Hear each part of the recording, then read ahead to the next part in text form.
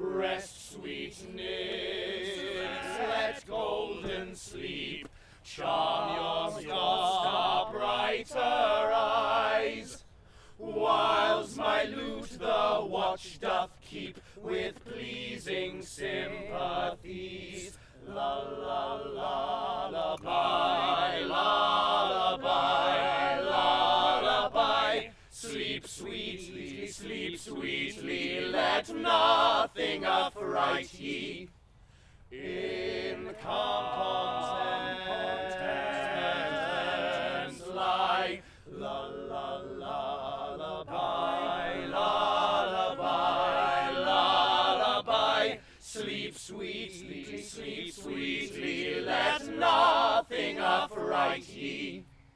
In calm contentment lie.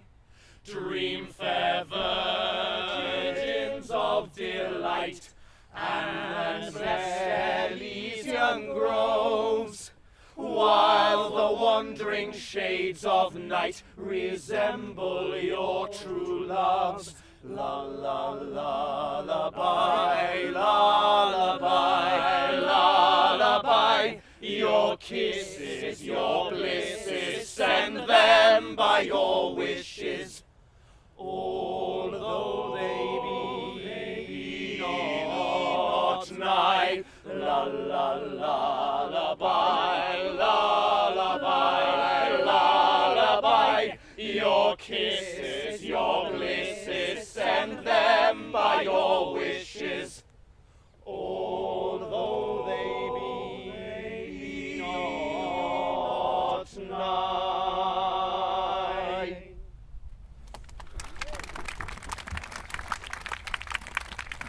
Over hill, over dale, through a bush, through a briar, over park, over pale, through a flood, through a fire, I do wander everywhere, swifter than the moon's sphere.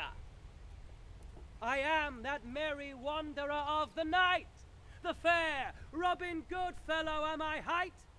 I jest to Oberon and make him smile when I, a fat and bean-fed horse, beguile, neighing in likeness of a filly foal. And sometime lurk I in a gossip's bowl, in very likeness of a roasted crab. And when she drinks, against her lips I bob, and on her withered dewlap pour the ale. The wisest aunt, telling the saddest tale, sometime for 3-foot stool mistaketh me. Then slip I from her bum, down topples she.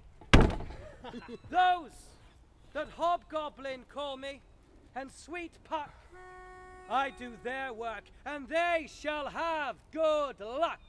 Get you home, you merry lads, tell your mammies and your dads, and all those that news desire, how you saw a walking fire. Away unto your houses go, and I'll go laughing, ho, ho, ho. Away unto your houses go, and I'll go laughing, ho, ho, ho. Wenches that do smile and lisp used to call me Willy Wisp.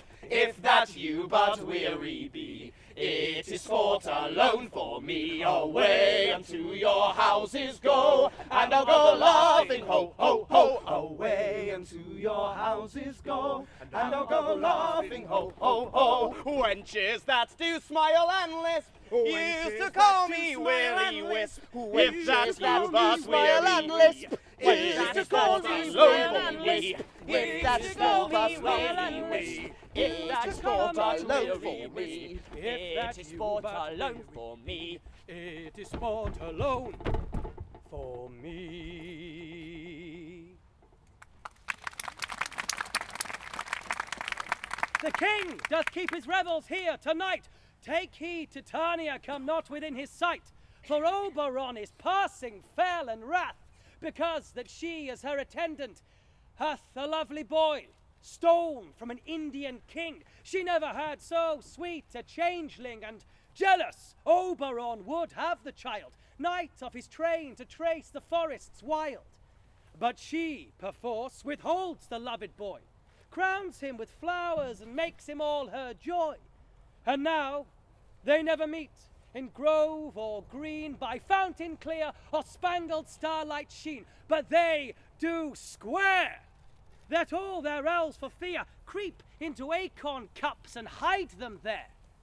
But Theseus and Hippolyta take rein, and to the forest swift must I refrain. Trip I off, but Puck shall return before that heavenly orb full turn. Now, fair Hippolyta, our nuptial hour draws on apace. 4 happy days bring in another moon, but oh, methinks how slow this old moon wanes. 4 days shall quickly steep themselves in night. 4 nights shall quickly dream away the time, and then the moon, like to a silver bow now bent in heaven, shall behold the night of our solemnities. Hippolyta, I wooed thee with my sword and won thy love, doing thee injuries. But I will wed thee in another key, with pomp, with triumph, and with revelling. Happy be Theseus, our renowned duke. Thanks, good Egeus. What's the news with thee? Full of vexation come I, with complaint against my child, my daughter Hermia. Stand forth, Demetrius. My noble lord, this man hath my consent to marry her. Stand forth, Lysander. And, my gracious duke, this man hath bewitched the bosom of my child. Thou, Lysander, thou hast given her rhymes and interchanged love tokens with my child. Thou hast, by moonlight, at her window sung with feigning voice verses of feigning love, and stolen the impression of her fantasy. With cunning hast thou filched my daughter's heart, turned her obedience, which is due to me, to stubborn harshness, and, my gracious duke, be it so she will not hear before your grace consent to marry with Demetrius, I beg the ancient privilege of Athens. As she is mine, I may dispose of her, which shall be either to this gentleman or to her death, according to our law, immediately provided in that case. What say you, Hermia? Be advised, fair maid, to you your father should be as a god. Demetrius is a worthy gentleman. So is Lysander. In himself he is, but in this kind, wanting your father's voice, the other must be held the worthier. I would my father looked but with my eyes. Rather your eyes must with his judgment look. I do entreat your grace to pardon me. I know not by what power I am made bold, nor how it may concern my modesty in such a presence here to plead my thoughts. But I beseech your grace that I may know the worst that may befall me in this case, if I refuse to wed Demetrius. Either to die the death, or to abjure forever the society of men. Therefore, fair Hermia, question your desires, whether if you yield not to your father's choice, you can endure the livery of a nun, chanting faint hymns to the cold, fruitless moon. Thrice blessed they that master so their blood to undergo such maiden pilgrimage. But earthlier happy is the rose distilled than that which, withering on the virgin thorn, grows, lives, and dies in single blessedness. So will I grow, so live, so die, my lord, ere I will yield my virgin patent up unto his lordship, whose unwished yoke my soul consents not to give sovereignty. Take time to pause. And by the next new moon, the sealing day betwixt my love and me, upon that day either prepare to die for disobedience to your father's will, or else to wed Demetrius as he would. Relent, sweet Hermia, and Lysander, yield thy crazed title to my certain right. You have her father's love, Demetrius. Let me have Hermia's. Do you marry him? Scornful Lysander! True, he hath my love, and what is mine, my love shall render him, and she is mine! and all my right of her I do estate unto Demetrius. I am, my lord, as well derived as he, as well possessed. My love is more than his, my fortunes every way as fairly ranked, if not with vantage as Demetrius. And, which is more than all these boasts can be, I am beloved of beauteous Hermia. Why should not I then prosecute my right? Demetrius, I'll avouch it to his head, made love to Nadar's daughter Helena, and won her soul, and she, sweet lady, dotes, devoutly dotes in idolatry upon this spotted and inconstant man. I must confess that I have heard so much, and with Demetrius thought to have spoke thereof. For you, fair Hermia, look you arm yourself to fit your fancies to your father's will, or else the law of Athens yields you up, which by no means we may extenuate, to death, or to a vow of single life. Come, my Hippolyta. What cheer, my love? Demetrius and Egeus, go along. I must employ you in some business against our nuptial, and confer with you of something nearly that concerns yourselves. With duty and desire we follow you. How now, my love? Why is your cheek so pale? What chance the roses there do fade so fast? Belike for want of rain, which I could well beteem them from the tempest of my eyes. Ay me!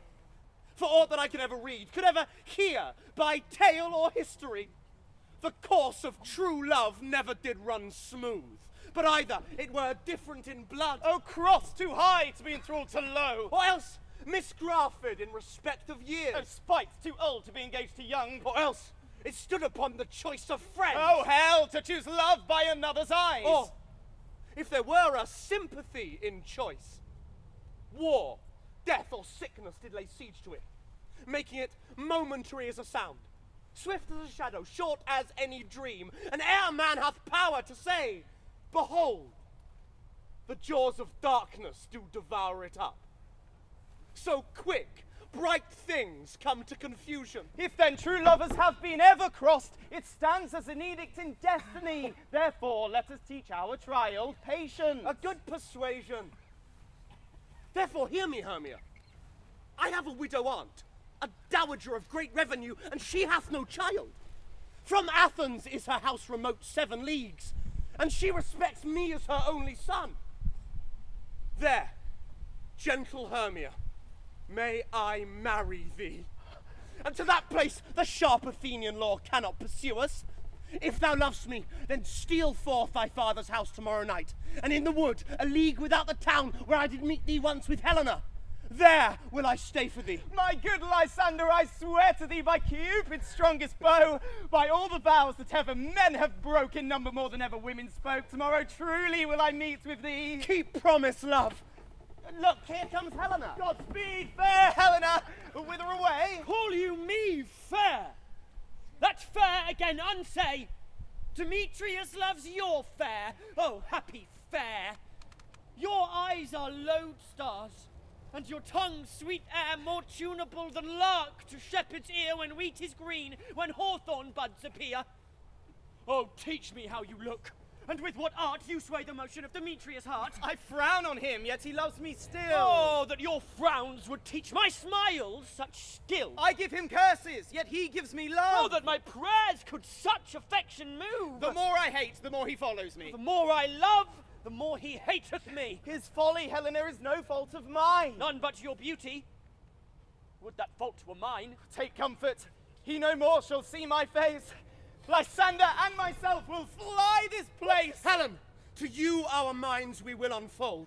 Tomorrow night, when Phoebe doth behold a time that lovers' flights doth still conceal, through Athens' gates have we devised to steal. And in the wood where often you and I upon faint primrose beds were wont to lie, emptying our bosoms of their counsel sweet, there my Lysander and myself shall meet, and thence from Athens turn away our eyes to seek new friends and stranger companies.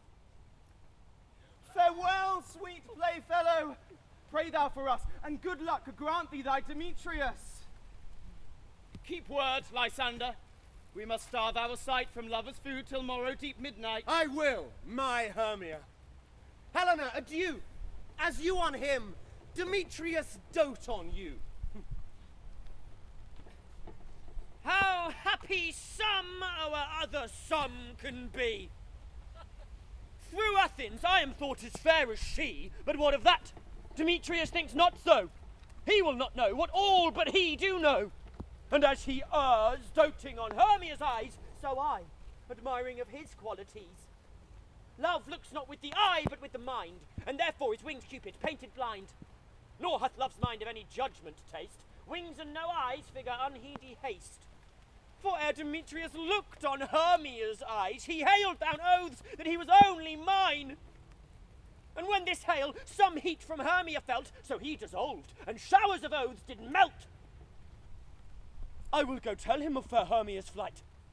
Then to the wood will he tomorrow night pursue her, and for this intelligence, if I have thanks, it is a dear expense. But herein mean I to enrich my pain, to have his sight thither, and back again.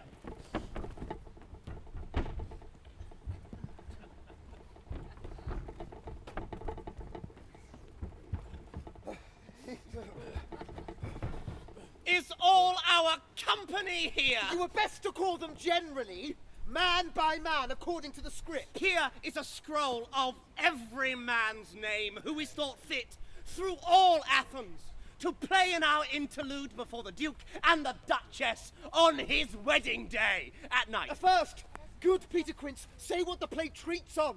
Then read the names of the actors, and so grow to a point. Marry, our play is the most lamentable comedy and most cruel death of Pyramus and Thisbe. A very good piece of work, I assure you, and a merry. Now, good Peter Quince, call forth your actors by the scroll. Answer as I call you. Nick Ready! Bottom, Ready! the Weaver. Ready! Name what part I am for and proceed. You, Nick Bottom, are set down for Pyramus. What is Pyramus, a lover or a tyrant? A lover that kills himself, most gallant for love. That will ask some tears in the true performing of it. If I do it, let the audience look to their eyes. I will move storms. To the rest. Yet, my chief humour is for a tyrant. I could play Euclès rarely, or a part to tear a cat in to make all split. The raging rocks and shivering shocks shall break the locks of prison gates, and Phoebus' car shall shine from far to make and mar the foolish fates. This was lofty. Yes. Now name the rest of the players. This is Euclès' vein, a tyrant's vein. A lover is more condoling. Francis Flute, the bellows mender. Here, Peter Quince. Flute, you must take Thisbe on you. And what is Thisbe? A wandering knight? It is the lady that Pyramus must love. No. Faith, let me not play a woman. I have a beard. Come in. That's all one. You shall play it in a mask, and you may speak as small as you will. And I may hide my face. Let me play Thisbe too. I will speak in a monstrous little voice. Thisne. Ah, Pyramus, my lover dear, the Thisbe dear and lady dear. No, you must play Pyramus, and Flute, you, Thisbe. Well, proceed. Tom Snout, the tinker. Here, Peter Quince. You, the lion's part. And here I hope is a play well fitted. Have you the lion's part written? Pray you if it be given me, for I'm slow of study. You may do it extempore, for it is nothing but roaring. Let me play the lion too. I will roar that I will do any man's heart good to hear me. I will roar that I will make the Duke say, let him roar again! Let him roar again! Roar! Roar too terribly, that you would fright the Duchess and the ladies, that they would shriek, and that were enough to hang us all. That would hang us. Every mother's son. I grant you, friends, if you should fright the ladies out of their wits, they would have no more discretion but to hang us. But I will aggravate my voice so that I will roar you as gently as any sucking dove. I will roar you, and 'twere any nightingale. Pyramus!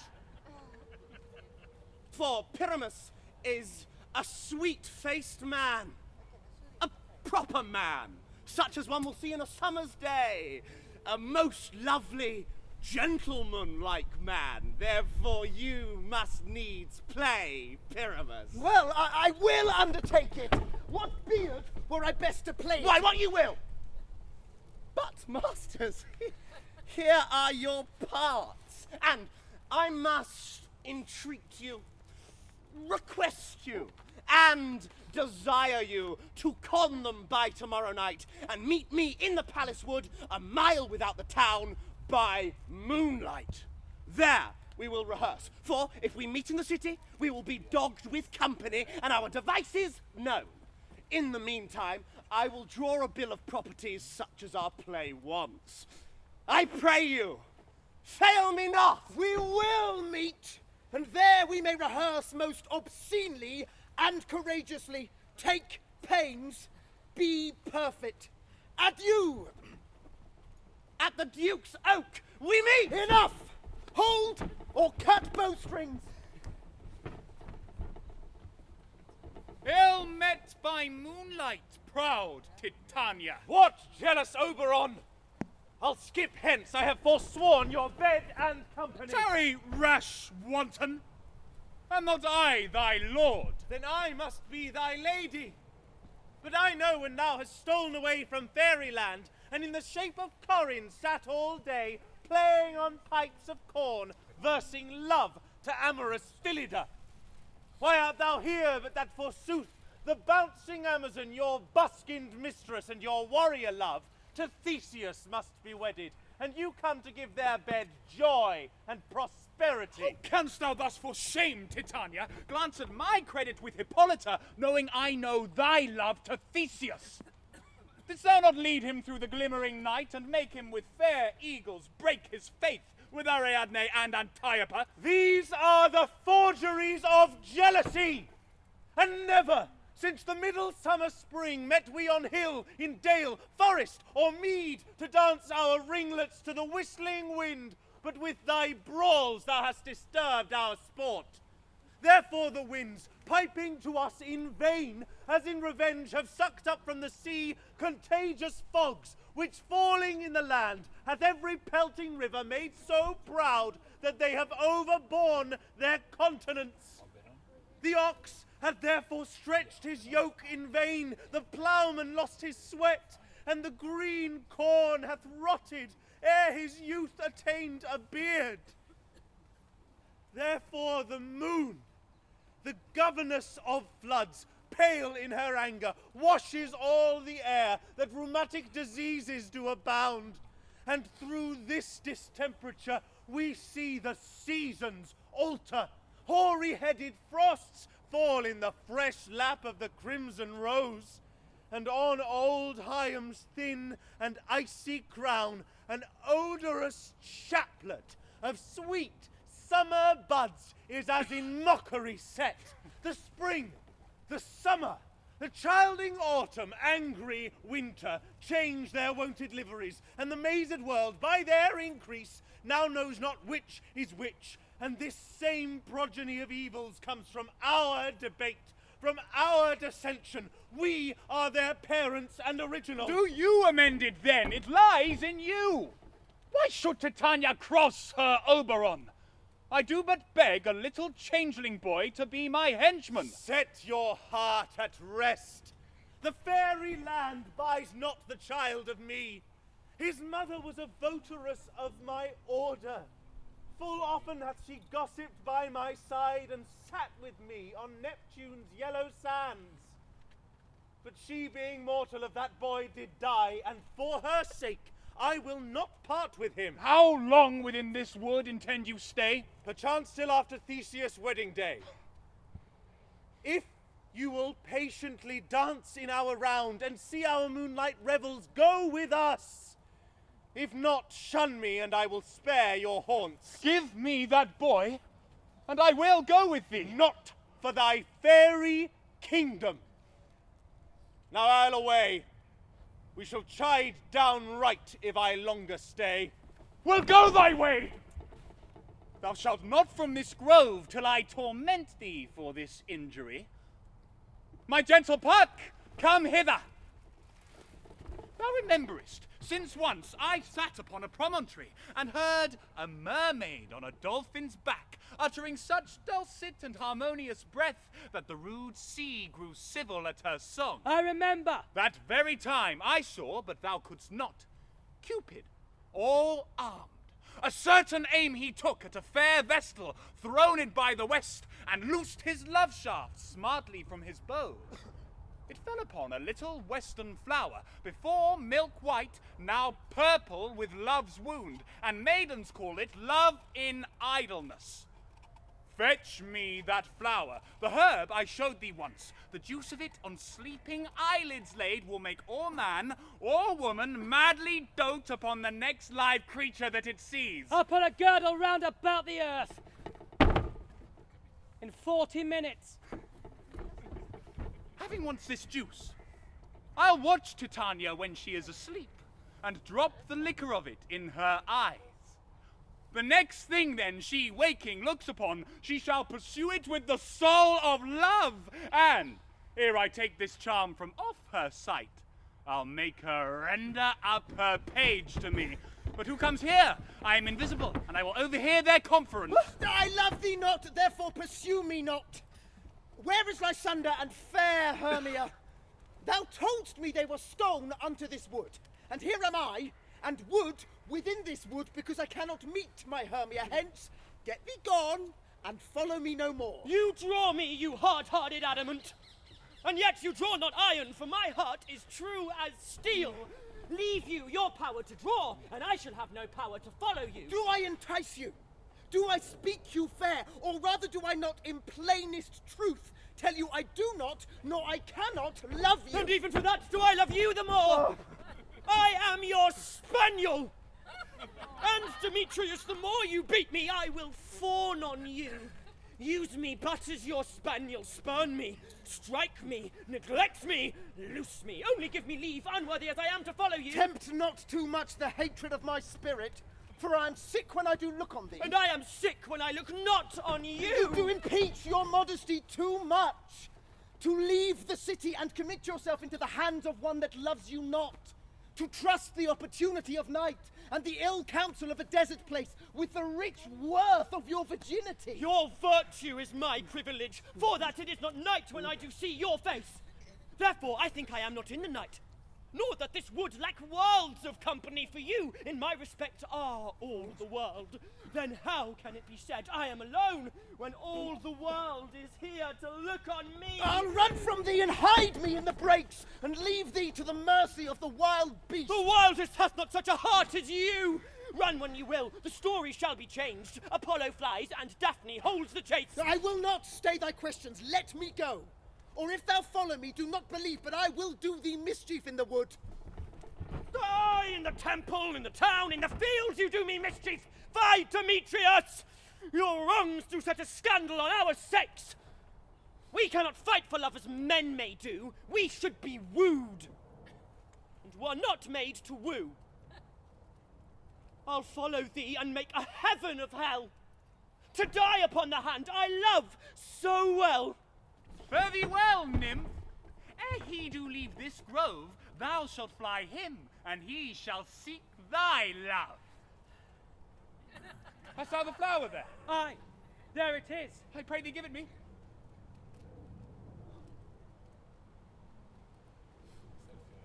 I know a bank where the wild thyme blows, where oxlips and the nodding violet grows, quite over-canopied with luscious woodbine, with sweet musk roses, and with eglantine.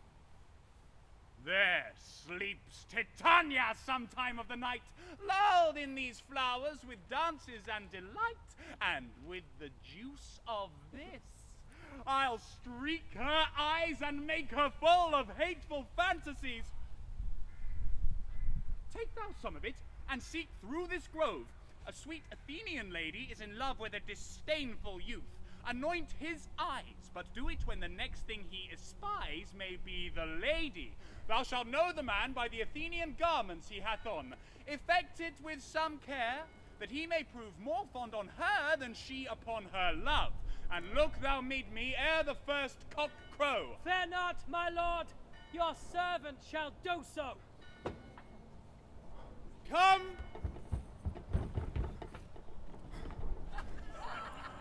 Now a roundel and a fairy song, then for the third part of a minute hence. Some to kill cankers in the musk rosebuds, some war with Rerimus for their leathern wings to make my small elves coats, and some keep back the clamorous owl that nightly hoots and wonders at our quaint spirits. Sing me now asleep, then to your offices and let me rest. Rest, sweet nymphs, let golden sleep charm your star-brighter eyes, whilst my lute the watch doth keep with pleasing sympathies. Lullaby, lullaby, lullaby. Sleep, sleep sweetly, let nothing affright ye. In calm contentment lie. Lullaby, lullaby, lullaby. Sleep sweetly, let nothing affright ye. In calm contentment lie.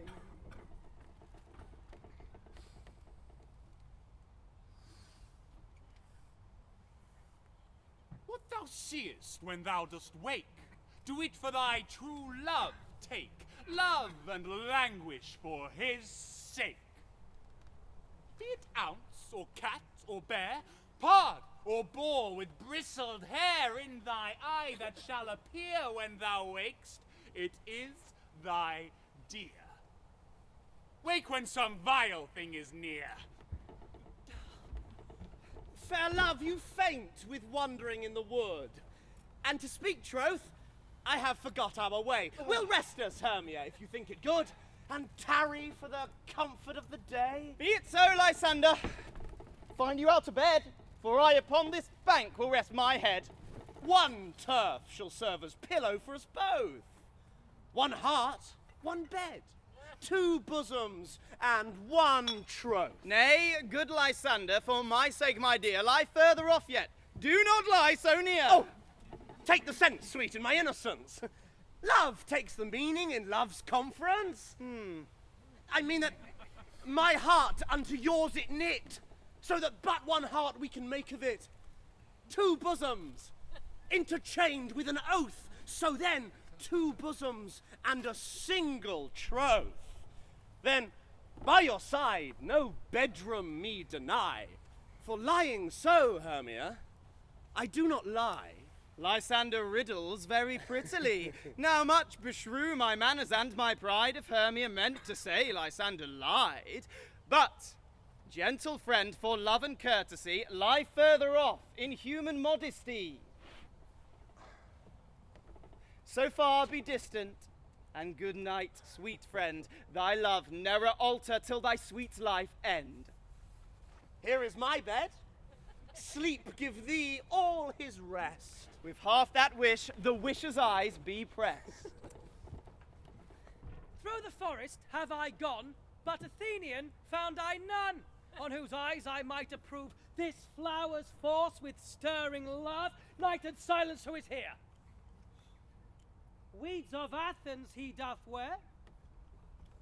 This is he, my master said, despised the Athenian maid, and here the maiden, sleeping sound, on the dank and dirty ground. Pretty soul, she durst not lie near this lack love, this kale courtesy. Churl, upon thy eyes I throw all the power this charm doth owe. When thou wakest, let love forbids sleep his seat on thy eyelid. So awake when I am gone, for I must now to Oberon. Nay, though thou kill me, sweet Demetrius! I charge thee hence, and do not haunt me thus! Or wilt thou, darkling, leave me? Do not so! Stay! On thy peril, I alone will go. Oh, I am out of breath in this fond chase. The more my prayer, the lesser is my grace. Happy is Hermia, wheresoe'er she lies, for she hath blessed and attractive eyes. How came her eyes so bright? Not with salt tears. If so, mine eyes are oftener washed than hers. No. No, I am as ugly as a bear. For beasts that meet me run away for fear, therefore no marvel though Demetrius do as a monster fly my presence thus. But who is here? Lysander, on the ground, dead or asleep. I see no blood, no wound. Lysander, if you live, good sir, awake. And run through fire will I for thy sweet sake. Transparent Helena, nature shows art that through thy bosom makes me see thy heart. Where is Demetrius? Oh, how fit a word is that vile name to perish on my sword. Do not say so, Lysander, say not so. What though he love your Hermia, Lord, what though? Yet Hermia still loves you, then be content. Content with Hermia? No, I do repent the tedious minutes I with her have spent. Not Hermia, but Helena I love. Who will not change a raven for a dove? The will of man is by his reason swayed, and reason says you are the worthier maid. And touching now the point of human skill, reason becomes the marshal to my will, and leads me to your eyes, where I o'erlook love's stories, written in love's richest book. Wherefore was I to this keen mockery born? When at your hands did I deserve such scorn? It's not enough, it's not enough, young man, that I did never know, nor never can deserve a sweet look from Demetrius' eye, but you must flout my insufficiency. Good troth, you do me wrong, good sooth you do, in such disdainful manner me to woo. But fare you well. Perforce I must confess, I thought you lord of more true gentleness. She sees not Hermia. Hermia, sleep thou there, and never mayest thou come Lysander near. For, as a surfeit of the sweetest things, the deepest loathing to the stomach brings. Or, as the heresies that men do leave are hated most of those they did deceive, so thou, my surfeit and my heresy, of all be hated, but the most of me. And all my powers address your love and might to honor Helen and to be her knight. Oh. Help me! Lysander, help me! Do thy best to pluck this crawling serpent from my breast! Ay, me! For pity, what a dream was here! Lysander, look how I do quake with fear!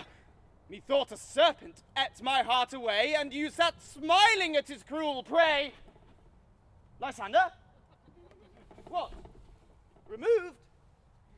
Lysander? Lord? What, out of hearing? Gone? No sound? No word? No?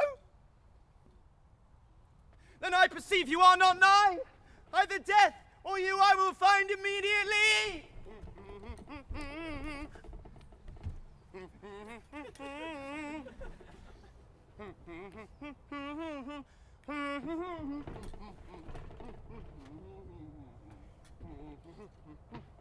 Away unto your houses go, and I'll go laughing, ho, ho, ho. Away unto your houses go, and I'll go laughing, ho, ho, ho. Wenches that do smile and lisp used to call me Willy Wisp. If that's you but weary be, it is sport alone for me. Away unto your houses go, and I'll go laughing, ho, ho. Away unto your houses go, and I'll go laughing ho ho ho. Wenches that do smile and list used to call me Willy Wisp. If that's you but weary thee, it is sport alone for me. Are we all met? Pat! And a marvellous convenient place for our rehearsal. This green plot shall be our stage.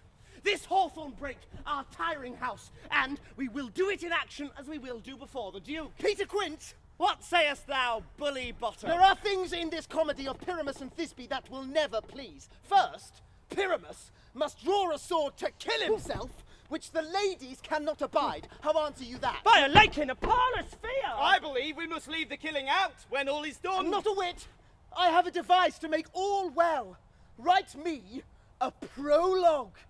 And let the prologue seem to say that we will do no harm with our swords, and that Pyramus is not killed indeed. And, for the more better assurance, tell them that I, Pyramus, am not Pyramus, but Bottom, the weaver. This will put them out of fear. Well, we shall have such a prologue, and it'll be written in 8 and 6. No, make it 2 more. Let it be written in 8 and 8. Will not the ladies be afeard of the lion? I fear it, I promise you. Masters, you ought to consider with yourselves. To bring in, God shield us, a lion amongst ladies is a most dreadful thing. For there is not a more fearful wild fowl than your lion living, and we ought to look to it. Therefore, another prologue must tell that he is not a lion. Nay, and you must name his name. And half his face must be seen through the lion's neck, and he himself must speak through, saying thus, or to the same defect, ladies, or fair ladies, I would wish you, or I would request you, or I would entreat you not to tremble, not to fear my life for yours. If you think I come hither as a lion, it were pity of my life. No, I am no such thing. I am a man, as other men are, and there indeed let him name his name, and tell them plainly he is Snout the Tinker. Well, it shall be so, but there is 2 hard things. That is, to bring the moonlight into the chamber. For, you know, Pyramus and Thisbe do meet by moonlight. Doth the moon shine the night we play our play? The calendar! Look in the almanac! Find out moonshine! Find out moonshine! Yes, it doth shine that night. Why? Then may you leave a casement of the great chamber window where we play our play open, and the moon may shine in at the casement. Aye. Or else, one must come in with a lantern and a bush of thorns, and say he has come to disfigure or to present the person of moonshine. Oh. And there is another thing. We must have a wall in the great chamber, for Pyramus and Thisbe, says the story, do talk through the chink of a wall. You can never bring in a wall, or what say you, Bottom? Some man or other must present wall. And let him have some plaster or some loam or some rough cast about him to signify wall, and let him hold his fingers thus. And through that cranny shall Pyramus and Thisbe whisper. Well, if that may be, then all is well. Come, sit we down, every mother's son, and rehearse your parts. What hempen homespuns have we swaggering here, so near the cradle of the fairy queen? Pyramus, you begin. Once you have spoken your speech, enter into that break, and so every man according to his cue. What, a play toward? I'll be an auditor. An actor too, perhaps, if I see cause? Speak, Pyramus, Thisbe, stand forth. Thisbe, the flowers of Egeus savours sweet. Odors. Odors? Odors. Odors. So hath thy breath, my dearest Thisbe dear. How? But hark, a voice. Stay thou but here a while, and by I will to thee appear. A stranger, Pyramus, than e'er played here.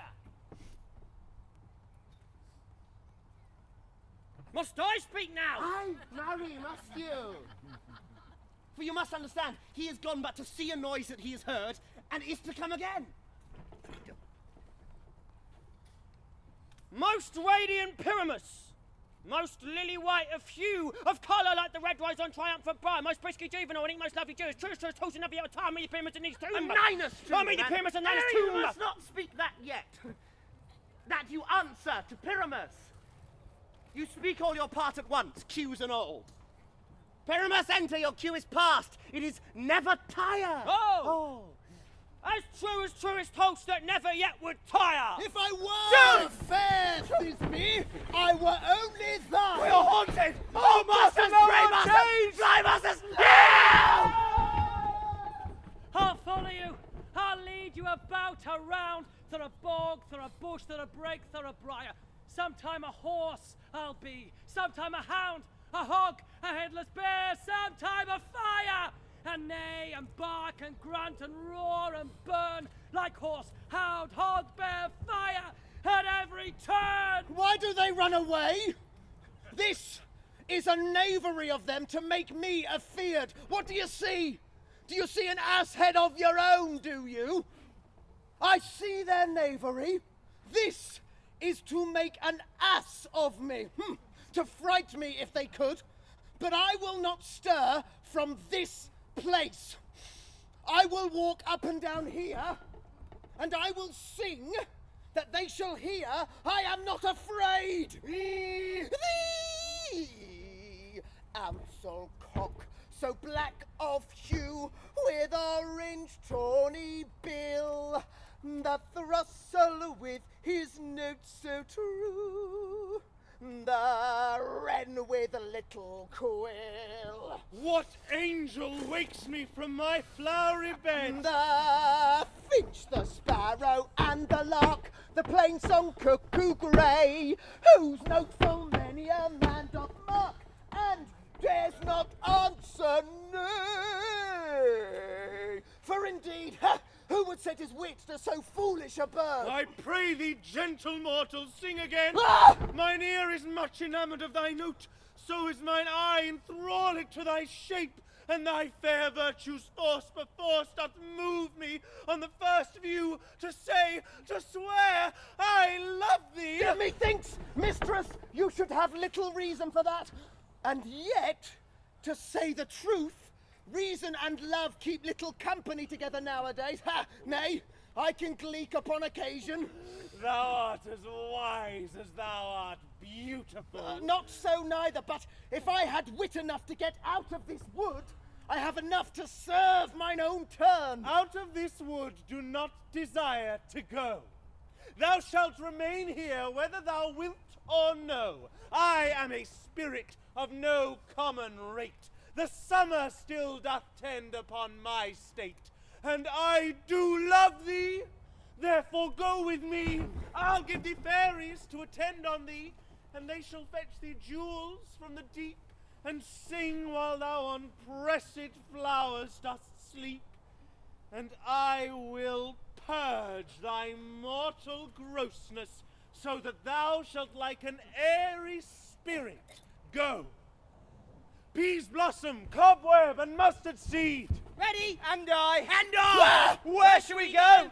Be kind and courteous to this gentleman. Hop in his walks and gambol in his eyes. Feed him with apricots and dewberries, with purple grapes, green figs, and mulberries. The honey bag steal from the humble bees, and for night tapers crop their waxen thighs, and light them at the fiery glowworm's eyes, to have my love to bed and to arise. Nod to him, elves, and do him courtesies. Hail, mortal! Hail! Hail! I beseech your worships, merci heartily. I beseech your worship's name. Cobweb! I desire you more acquaintance, good Master Cobweb. If I cut my finger, I shall make bold with you.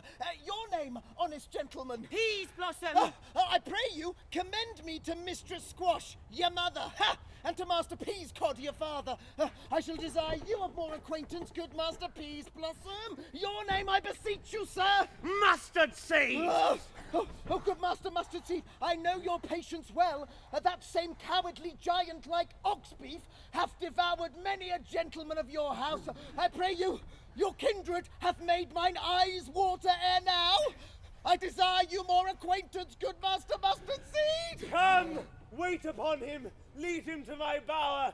The moon, methinks, looks with a watery eye, and when she weeps, weeps every little flower, lamenting some enforced chastity. Tie up my love's tongue. Bring him silently.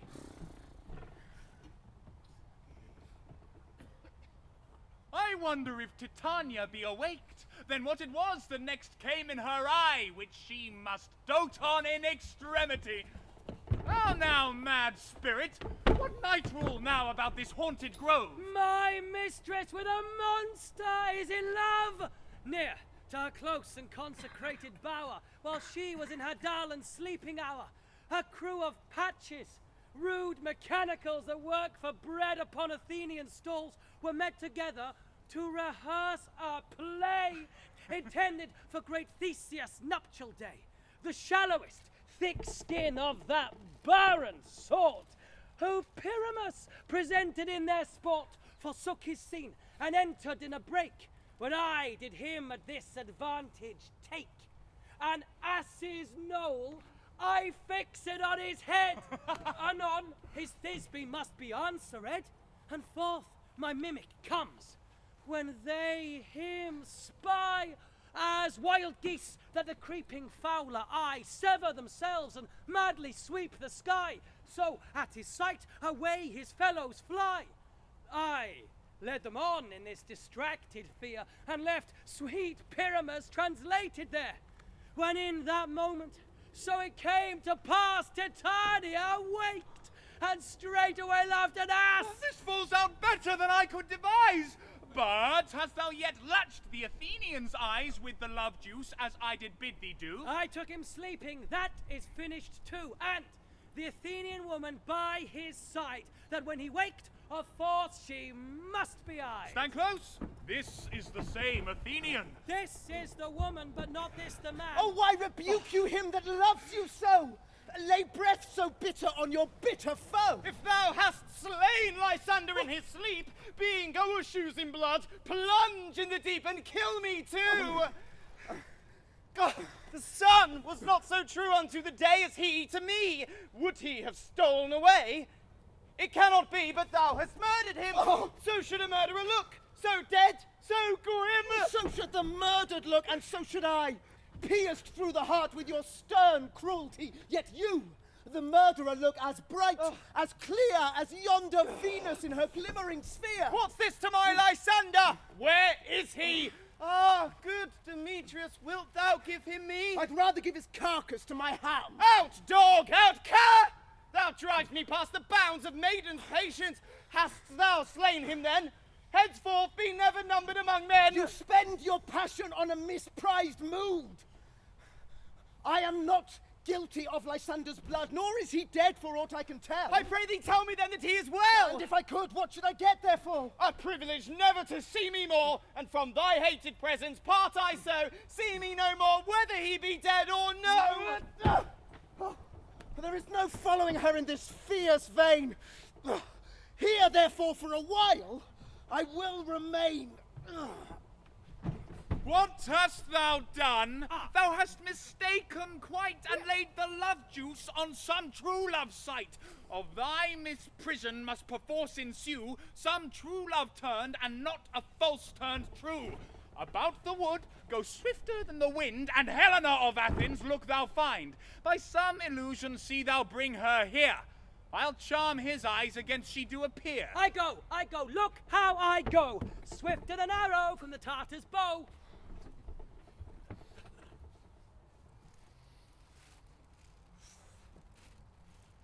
Flower of this purple dye, hit with Cupid's archery, sink in apple of his eye.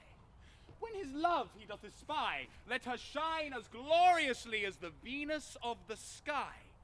When thou wakest, if she be by, beg of her for remedy. Captain of our fairy band, Helena is here at hand, and the youth mistook by me, pleading for a lover's fee. Shall we their fond pageant see? Lord, what fools these mortals be! Why should you think that I should woo in scorn? Scorn and derision never come in tears. Look! When I vow, I weep, and vows so born in their nativity, all truth appears. You do advance your cunning more and more. When truth kills truth, oh devilish holy fray. These vows are Hermia's. Will you give her o'er? I had no judgment when to her I swore. Nor none in my mind. Now you give her o'er. Demetrius loves her, and he loves not you. Oh, Helen! Goddess! Nymph perfect, divine! To what, my love, shall I compare thine eyne? Crystal is muddy! Oh, how ripe in show thy lips! Those kissing cherries tempting grow! Oh, spite! Oh, hell! I see you all are bent to set against me for your merriment! Can you not hate me, as I know you do? But you must join in souls to mock me, too. If you are men, as men you are in show, you would not use a gentle lady so. You both are rivals and love Hermia, and now both rivals to mock Helena, a trim exploit. A manly enterprise to conjure tears up in a poor maid's eyes. You are unkind, Demetrius. Be not so. For you love Hermia. This you know I know. And here, with all goodwill, with all my heart, in Hermia's love, I yield you up my part, and yours of Helena to me bequeath, whom I do love, and will do till my death. Never did mockers waste more idle breath. Lysander, keep thy Hermia, I will none. If e'er I loved her, all that love is gone. My heart to her but as guestwise sojourned, and now to Helen is it home returned, there to remain. Helen, it is not so. Disparage not the faith thou dost not know, lest to thy peril thou abide it, dear. Thou art not by mine eye, Lysander, found. Mine ear, I thank it, brought me to thy sound.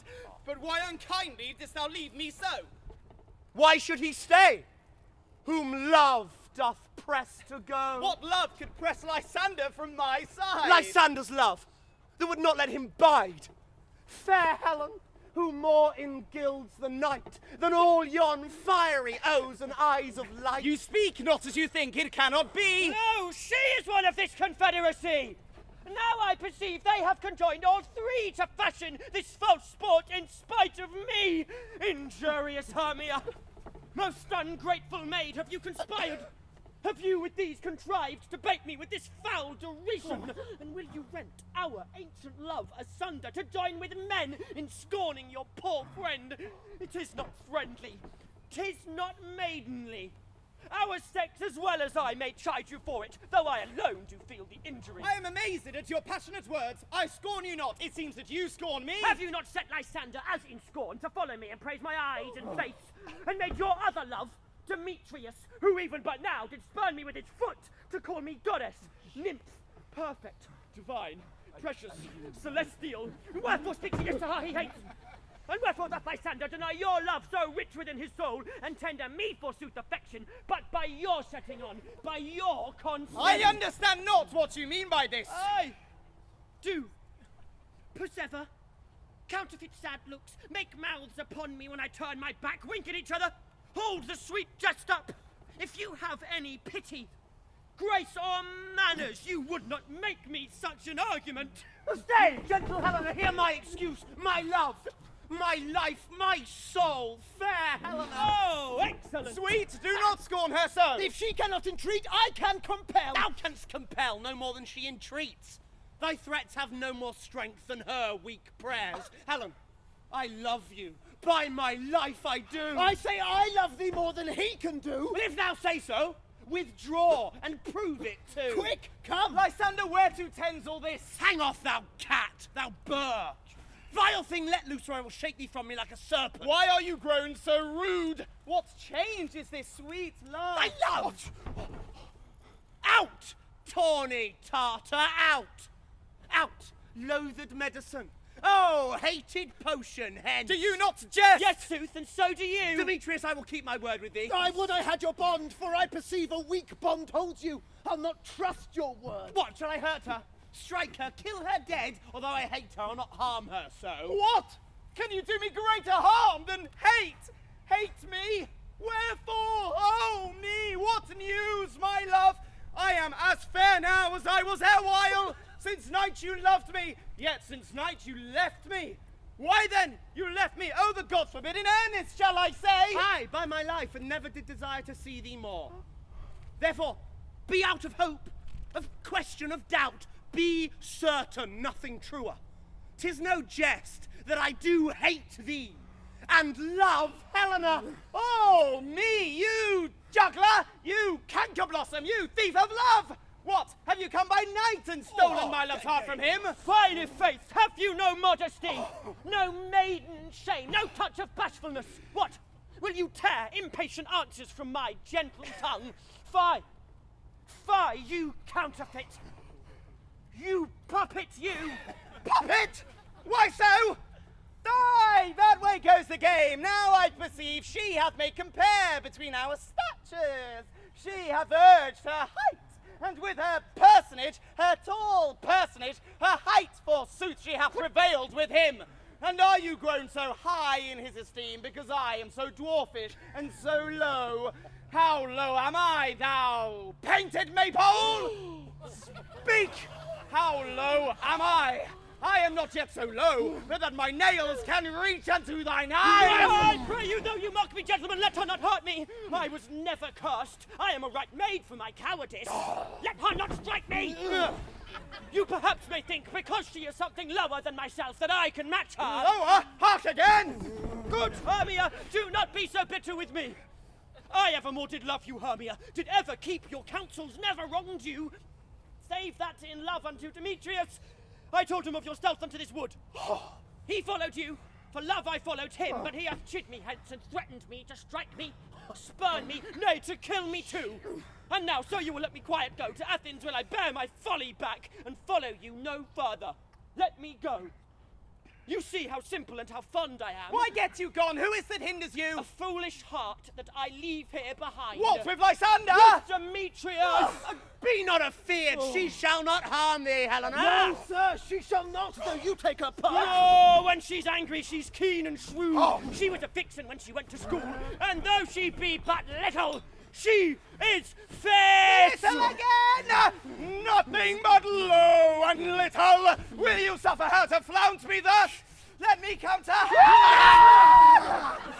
Get you gone, you dwarf!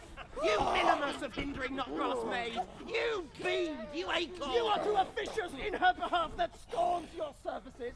Let her alone. Speak not of Helena, take not her part, for if thou dost intend never so little show of love to her, thou shalt abide it.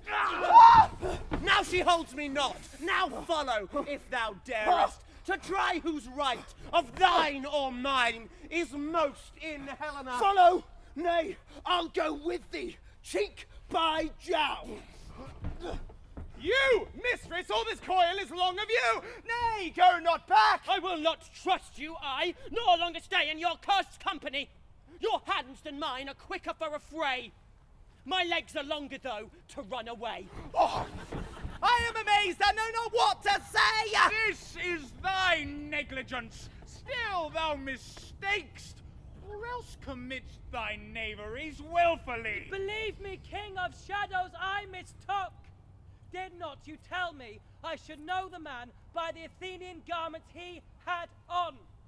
And so far blameless proves my enterprise, that I have anointed an Athenian's eyes. The starry welkin cover thou anon with drooping fog as black as Acheron, and lead these testy rivals so astray as one come not within another's way. Like to Lysander, sometime frame thy tongue, then stir Demetrius up with bitter wrong, and sometime rail thou like Demetrius. And from each other look thou lead them thus, till o'er their brows death counterfeiting sleep, with leaden legs and batty wings doth creep. Then crush this herb into Lysander's eye, whose liquor hath this virtuous property, to take from thence all error with his might, and make his eyeballs roll with wonted sight. When they next wake, all this derision shall seem a dream and fruitless vision, and back to Athens shall the lovers wend, with league whose date till death shall never end. Was I in this affair do thee employ, I'll to my queen and beg her Indian boy, and then I will her charmed eye release from monster's view, and all things shall be peace. Ladies and gentlemen, there will now be a 15-minute interval. Thank you very much.